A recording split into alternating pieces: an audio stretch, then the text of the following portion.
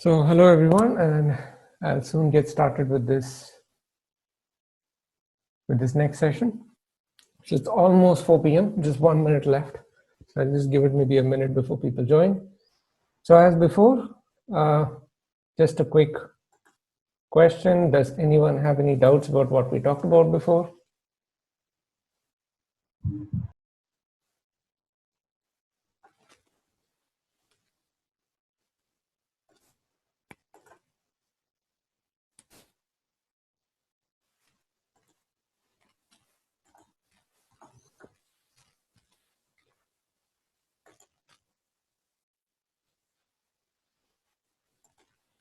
So it is 4 p.m.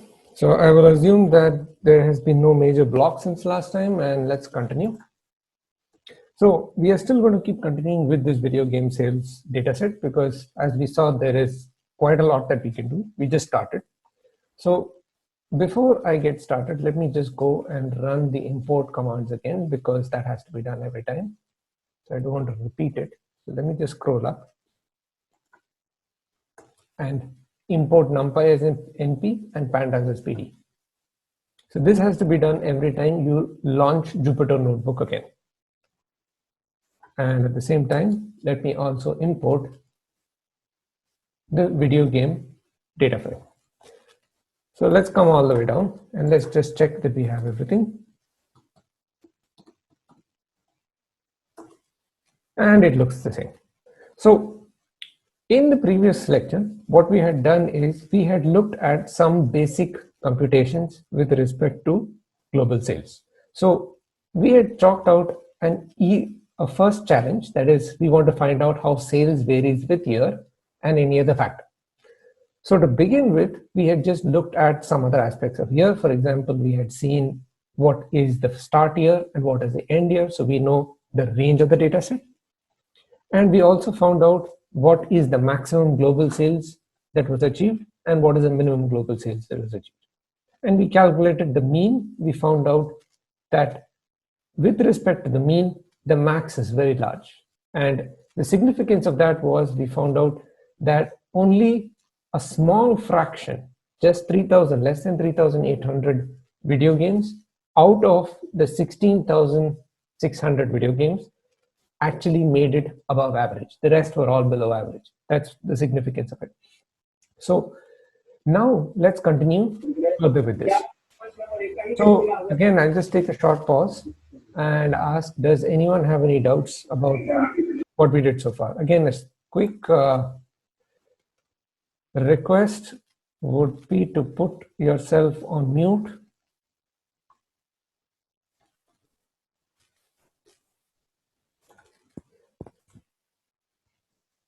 Okay, so I think there's nothing. So let's continue with what we were doing before. So as before, let us look at a small section of the video game dataset. So for example, we know that we have name. We can leave out platform for now. We were looking at year. Year was important because we want to do an analysis of how the sales of video game is with respect to year. So year is important. Let's leave out all these for now. Genre, publisher, everything else. And let's just take global sales for now. We can do other things later, but for now. So what I am suggesting is, out of this entire data frame, we will take a smaller part of the data frame. Okay. So let's say let's make a list of the columns. We want name, we want year, and we want global sales, right? So what I would say is, what would you do if I want to extract this? Here I'll just stop. Does anyone have any suggestions? I want to extract a smaller data frame from this entire data frame with just these 3 columns.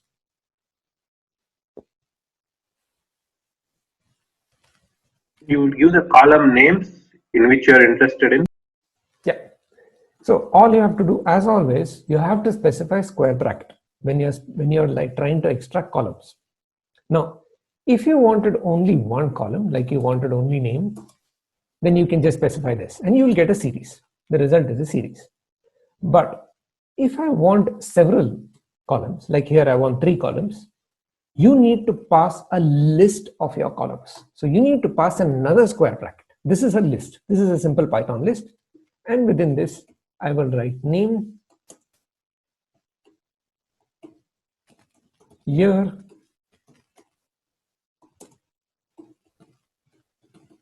and global sales.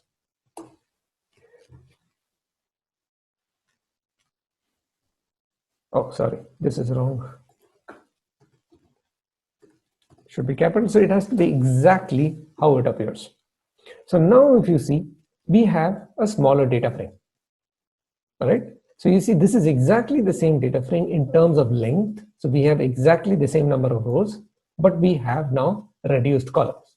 And since we have a data frame, it will generate an index automatically. Every data frame will have an index. If you do not specify the index, it will create an index for you, right? So now that we have these three, what I would suggest is, what was the original challenge? The original challenge was, we want to know how year impacts the sale of this particular video game. So what I would like to do is, I would like to perform a sort the games according to year, right? So I want to sort the games according to year, but now I want to sort the games with this data frame, right? So now let me just go back a little and talk about sorting. So let's say, for example,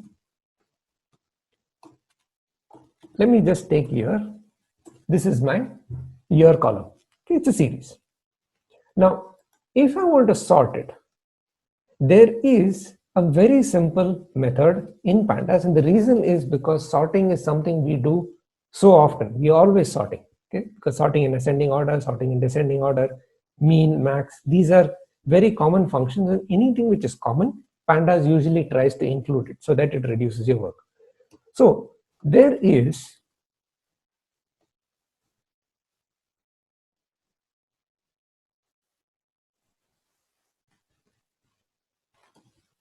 yeah, I'm trying to get this.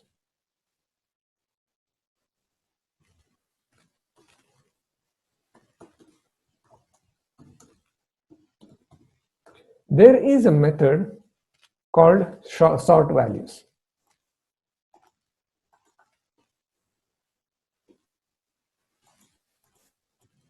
So let's look into the help of this. So it means you can apply this method using the dot. So any data frame or any series will have this particular method.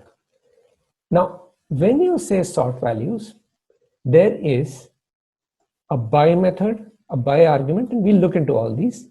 There is an access argument, which is 0. So which means by default, it will always sort according to the horizontal axis, which means it will sort the rows, right? So we'll look into this further. The default is ascending is equal to 2. So it will sort in ascending order. In place is equal to false. What this means is it will return another data frame or a series. It will not change the data frame in place. And this is a security feature because quite often in data science, we are trying out different methods. So you don't want every method to change your data frame. Otherwise, you lose data, right? And the others, there are a few others, but let's start looking at this. So supposing I say sort values and I just press enter, you see what has happened. It has now arranged it in ascending order, just this year, right? So for example, if I were to compare with year, initially year starts at 2006, right? And then goes to 1985, then 2008. So there is no order. Whereas now, when I say sort values, it is sorting this series in ascending order. So it starts at 1980. We already saw that the first year was 1980 and the latest year was 2020. Now you might think, what is NAN? And I'll come to this very soon. But here I'll just pause for now and ask, does anyone have any doubts?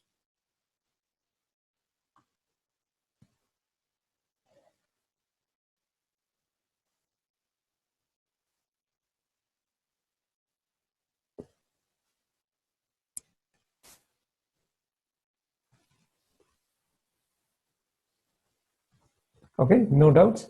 So this any n that you see means not a number. So what that means is not a number can be for various reasons. For example, the most common reason for not a number is because this field was not given a value in the Excel sheet. So for example, sometimes when you're collecting data from human input.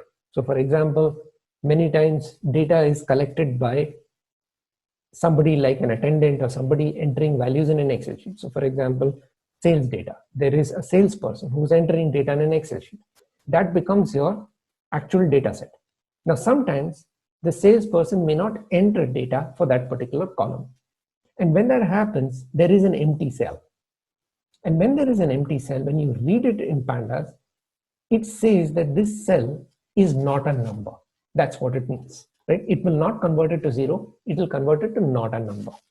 So not a number merely means that data does not exist. Okay. Now, the next step you could ask is, let's look at this other methods. For example, what does it mean when I say by? When you say by, it means you are specifying that this should be sorted according to a certain column, right? Now here we did not specify. Why? Because there was only one column. We were only extracting the year column from video DL. So therefore there was no need to specify by which column you want to sort. But now, supposing I want to sort this one according to year. In that case, how will I do it? So one way I can do this, I'm just going to go down, copy this, and let me give it another name. So let's call this df1. All right, just another name because we'll be using it very often. And let's just verify. Yes, we do. We have the smaller data frame. So now that we have this, I want to run the sort values again. All right. Now the question is, will this work? It does not work. Why? Because you see what it says? It requires the positional argument by. In the previous case, it worked. Why? Because there was only one column. But now that will not work because now we have 3 columns and this function says, I do not know which column to which, according to which I have to sort in ascending order. So here again, I'll pause for a minute. Does anyone have any doubt? So there is no default, like as if we leave it blank, it won't sort the 0th column or the first column, nothing like that. No, that's the thing. Thank you. So now let's go and do it. So now we say by, right? Because that was a positional argument. So positional argument means there are 2 things you can do. When you specify the arguments of a function, you can specify it by position or you can specify it by name. Now, when there are several arguments, it is always better to specify by name so that you explicitly know what you're passing. So here, what this means is I can specify year. So what I'm saying is take this data frame and sort it according to this column here. So now let's see what we get. So you see now it has sorted it according to year. And you see the values are different. Initially it was starting with WII sports, right? But now you see it starts with checkers. So this is the very first game that is existing in the dataset. So here I'll stop for a minute. Does anyone have any doubt about what I did? Yeah, what if I want to sort by 2 columns simultaneously, like in the same one? No problem. So all you have to do is you have to specify them in a list. So let's say, for example, first I want to specify by year. And if there are more than one game in a year, I want to sort them according to ascending order by the name of the video game. All right. So then what I do, I specify these 2 arguments as a list. So what that means is the first column will be what it sorts according to. And if there is a conflict, like in this case, there are several games in that same year, it will then arrange these rows according to the second argument, which is the name. So let me just go, actually I shouldn't delete that. Let me just go and copy it. And let me go back and replace it so that we don't lose this query. And let me come here. And you see now the difference. Initially, the very first row was checkers, but now it is asteroids. Why? Because the first arrangement is by year. And now, after it arranges by year, if there are conflicts, it will then further arrange according to the name. All right, thank you. Any other doubt?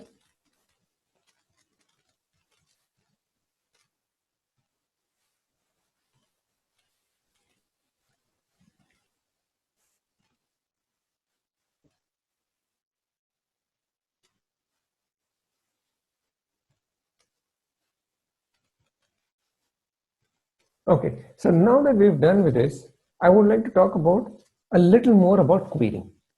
So for example, we did one query, and that one query was we found out which were the games.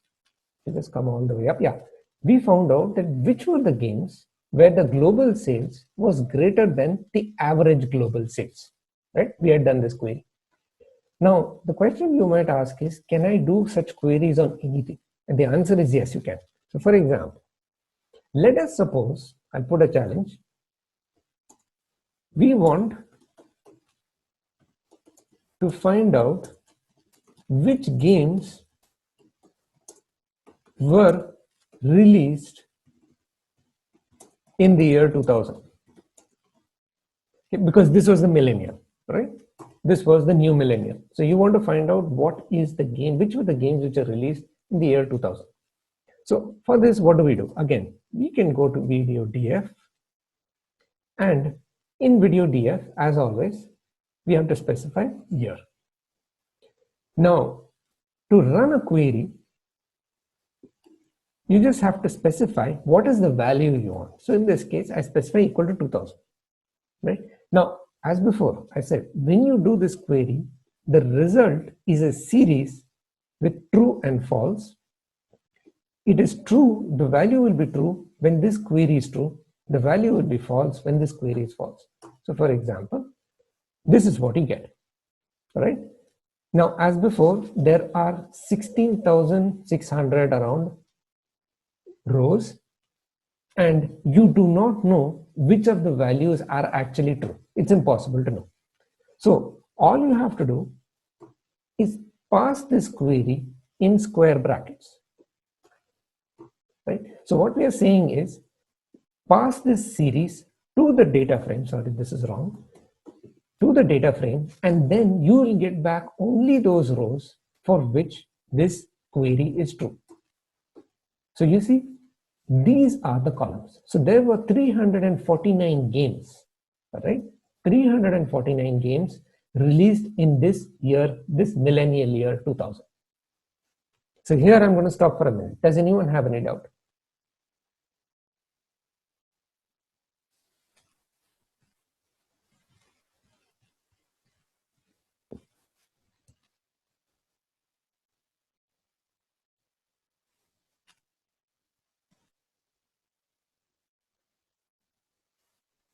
Can we ask for particular year games with ascending order or descending order of the global sales or any other parameters which are listed in the dataset? Oh, sure. So for example, give me an example of what you want. Like descending order in the global sales. Okay, sure. So here, remember, the output of this is a data frame, right? So all I have to do is say sort values by is equal to global sales. So what I'm saying is this query will result in a data frame. On that data frame, I'm going to sort them according to global sales. Now you want it by ascending or descending? Descending. So this is by default because ascending is true, right? So Yeah. if I say this, it will give me in ascending order. Yeah. And if you want, you can do exactly the other way around. So you can just say ascending is equal to false, and you get exactly the reverse. Okay. Yeah, got it. Thank you. Any other doubt? Yeah, how do I delete all these not a number values from my table? Oh yeah. So yeah, I mean, I'm going to come to that a little later because I just want to talk about a little more about querying. So can we hold that off for a while? Yeah, sure. Thank Okay, you. sure.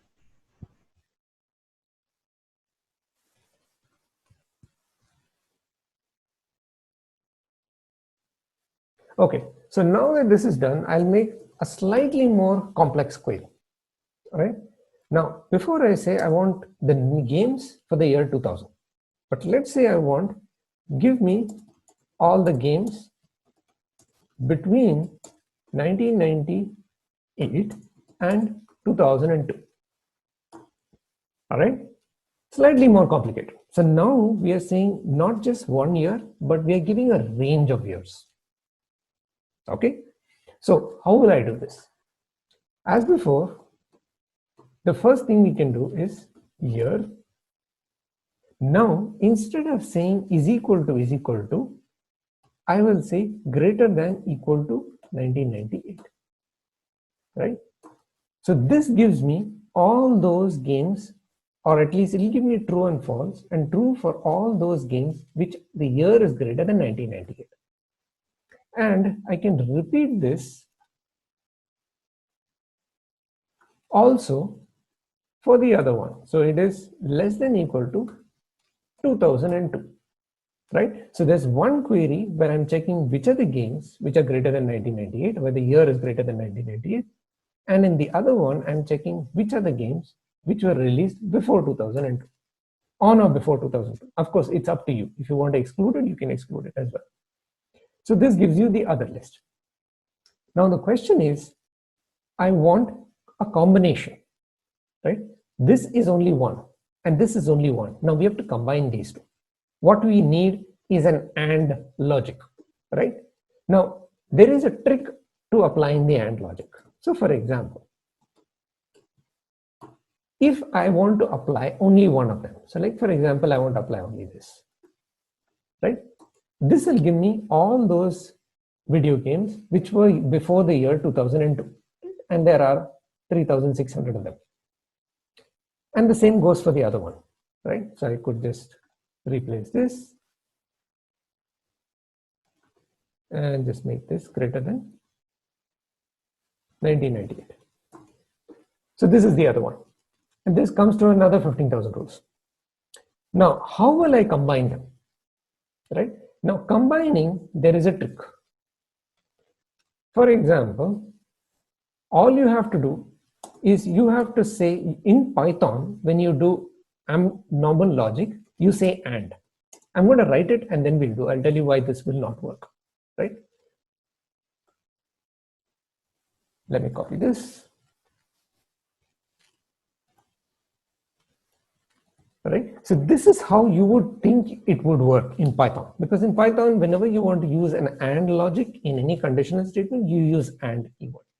Now, in pandas, this will not work. For example, if I run this, it'll give me a value error. Right? Now, the problem is this error does not really give you much information. All right? Now, the problem is this. The first problem is it does not know how to split this query, right? We have given it a compound query. It doesn't know which part of the query it should start with. So the first thing you have to do, whenever you put multiple queries together, you have to enclose them in parentheses. This is for telling Panda that this is one query and this is another query, right? Because that's what it's saying. The truth value of the series is unambiguous. It does not know where to start and stop this query. That's what it's trying to say. But then again, even if I execute this, it still will not work, right? Because the problem is this AND. In normal Python, whenever you want to do compound conditional statements, you use the AND keyword. But in data science, you cannot use it. Within the query of a pandas data frame, you cannot use it. You have to use ampersand. Okay, this is like coming from a C background or Java background or any of them. There you use ampersand. Here you use ampersand.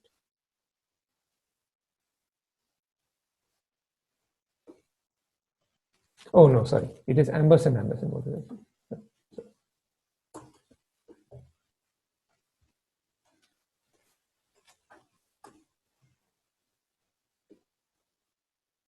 Oh no, sorry, this is a mistake.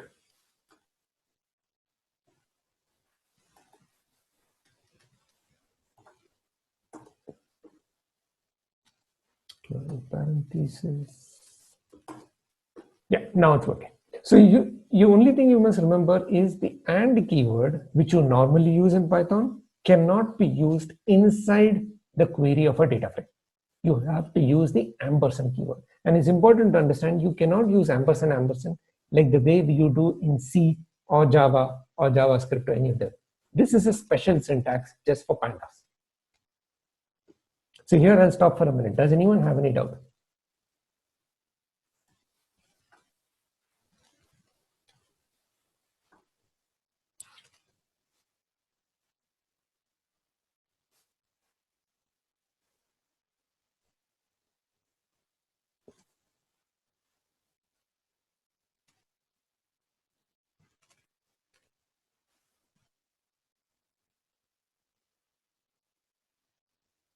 No doubt at all. So this is just in this way you can combine any kind of query together to form very complex queries. And it's important to understand that you do not have to be constrained to just one column. You can put several different column queries together and combine them to have very, very complex queries that you can perform. It is just like SQL. If you've done SQL or SQL, this is very similar where you do select rows according to conditions and so on and so forth. Right? Now that we talked about this, I would like to answer the next question that somebody asked. What do you do with the NANs? So let me just go back and show you what that is. So video DF, this is the video frame. And we saw that there were some NANs. So to know what is NAN, what I'm going to do is I'm going to sort this according to year.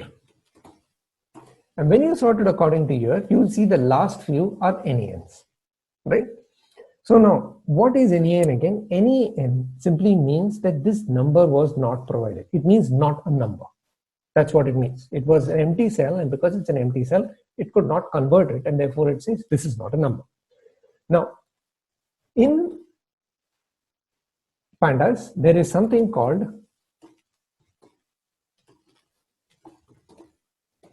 fill NA. Yeah, fill NA. The fill NA means fill not a number values, right? Now there are several ways in which you can use this, and this is actually fairly complex, right? Which is why I'm just touching upon it now, because really it comes into the concept of data cleaning, right? Because especially when you have real world data, this actually can be pretty messed up, because remember, data is only collected by human beings, and human beings will be prone to making mistakes. So therefore, a lot of your data can actually be pretty messed up. Either one, you may have missing data, or two, you may have wrong data. Even worse is that condition of wrong data. So now what this means is, this says, look at the docstring, fill NA or not a number. NA means not applicable or not a number values using the specified method, right? So there are several things you can do. For example, you can specify a value. Right? The value is by default none, but for example, you can specify 0. In our case, that doesn't really make much sense in specifying 0 as such. Why? Because it's a year. But let's say I want to specify 1970, right? Because we know that it starts at 1980. So let's say, for example, any data which is not available, we say fill it by 1970. So let's say we say values is equal to, because it's always better to be explicit value. If we specify, these are the argument, it is better to specify it according to the name of the argument so that you know exactly what you're doing. So if you say this, now for example, if I sort values by is equal to year, you will see the starting is 1970. The reason all those things, and you come down here, you'll see the ending is 2020. Before, there was not a number. Now, all these rows where the year is not a number have been given the value 1970, right? So we have said all these games which are then appearing at the end are now appearing in the beginning, right? So again, I'll just state here that cleaning data is very complicated. So you will have to do something much more than this, and we'll talk about this in the future lectures when we start actually cleaning data. But for now, this is the method that you use, fill any. So does this answer your doubt? Yeah, but this actually converts all the NANs to the particular value, right? Yeah. Now that's the thing. You might have to do something a little more. For example, quite often you might have to say that this number may be equal to the previous number. So for example, let's look at the thing again. And I would suggest read this doc string, right? So for example, the method, right? The method means you can do something called backfill. There is something called pad. There's something called forward fill. What that means is, let's try this out. Let me just copy this in. And let me come here. And here, instead of actually specifying the value, I'm going to specify a method, right? So let's say I'm going to specify the method bfill.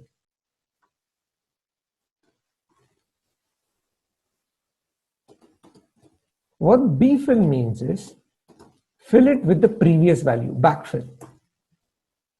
So now you see it has not changed. The starting year is still 1980. What has happened is whenever it has found a not a number, it has given that row equal to the value of the last of the previous row. So if you compare it with this one, right, you see the smurfs is not a number, right?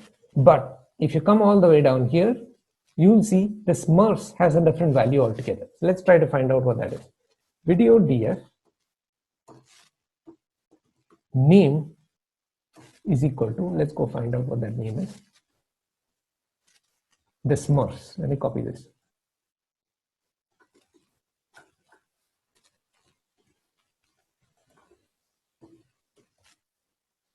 Okay, and as before, when you pass it, it is always better to pass it in the bracket so that you get the actual row. So you see the Smurfs was released in three things. Of course, not a number is because of that thing. And you see what has happened. 16493 is when the year was not provided, right? And if I look at this one, right? And the simple way to do this is just use ilock because I know the integer value. You can just copy this and place it here. This is exactly the same one. Oh no, sorry. This is 16496. Because remember, it is this rank that is the actual index, okay?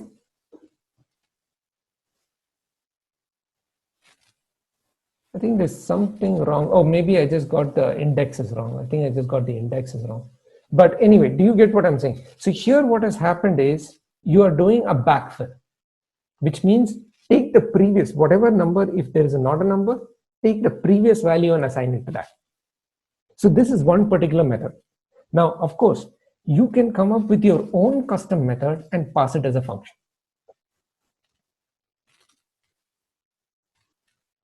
I hope that answers your question, though I wasn't fully able to solve it because I'm kind of running out of time. So I would like to wind up this lecture in a smooth manner rather than it being cut off. Yeah, I did. Thank you. Yeah. So we are almost out of time. So I'll just give a few minutes for question and answers. If anyone has any doubts, please do ask.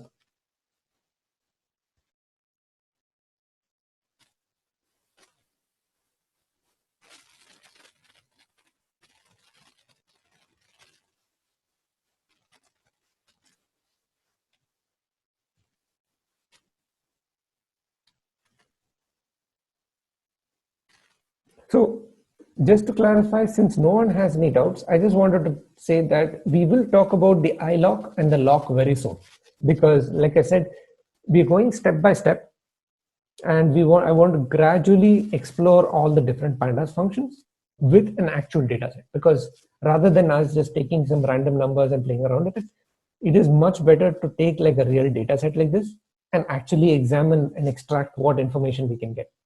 So that is the idea. But eventually what we're doing is just pandas practice. So just a couple of minutes. Anyone has any doubts?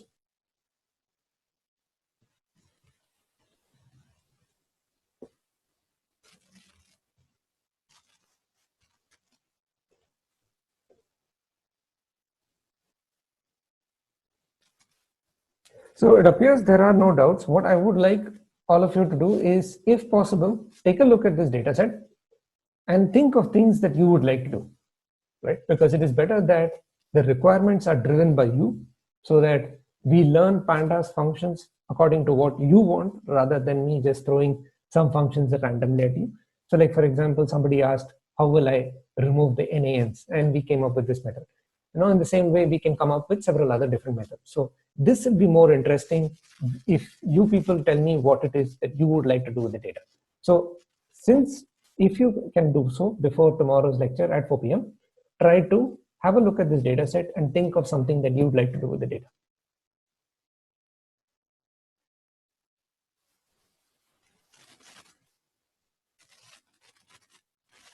So I think we're almost out of time and doesn't look like anyone has any doubts. So if I will wind up this lecture for now, and as before, the recording will be uploaded onto the YouTube channel, and I will send out the Zoom link for tomorrow's lecture. So as it'll be probably same as 4 p.m. And once again, a reminder, I am creating a Google group. I have, I think, invited almost 20 people. If you still haven't added yourself to the Google group, I will be putting up, along with the link for today's YouTube lecture, I'll be also putting up the link for a Google form where you can add your email so that I can invite you to the group. I send out almost a daily email with what I'm going to do in the next lecture. So feel free to join if that is something that you'll be interested in. So we are almost out of time, so I will say goodbye and see you tomorrow. Oh, thank you. Thank you, sir. Thank you, sir. Thank you, sir. Thank you, sir. Thank you, everyone. Bye-bye. Thank you, sir.